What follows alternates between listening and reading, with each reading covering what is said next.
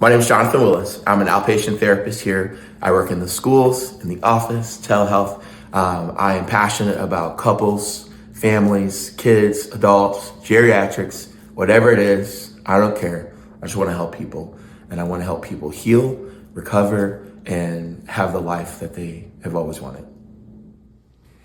All right, parents, some of the ways that you can prep yourself to get your kids back to school.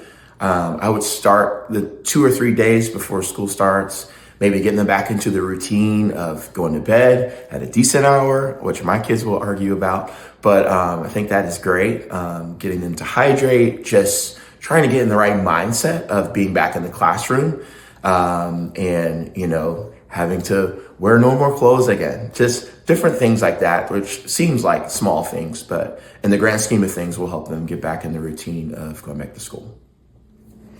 So parents, if your kids are separating themselves, isolating, not talking, kids in general, like if you ask them how their day is going, they might say fine, right? Because that's their famous thing to say. But if they are starting to cry when you ask them about their day, or if they really look extremely disinterested, I think those are signs that they may need a little more help, or they may have some things they want to talk to, but don't know how to start the conversation. So I think that's a great time to try to find a little more help. If it's counseling, if it's something else, those are signs to look out for. I think some early signs of anxiety with some children, especially the younger kids, is just repeating over and over, I don't want to go, I don't want to go, everybody will hate me there.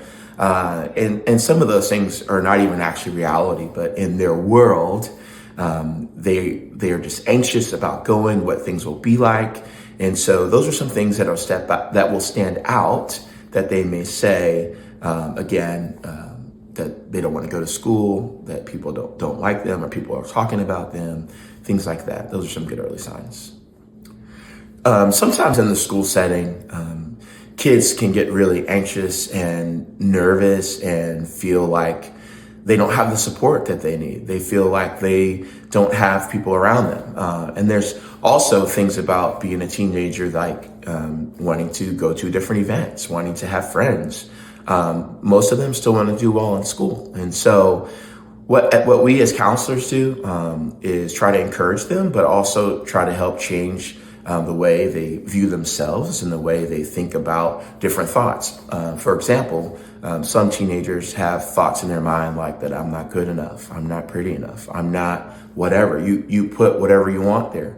And we use what we call cognitive behavioral therapy, and to help change those thoughts or combat those thoughts so they stop thinking negatively about themselves, but start thinking positively and hopefully change the direction that they're going in.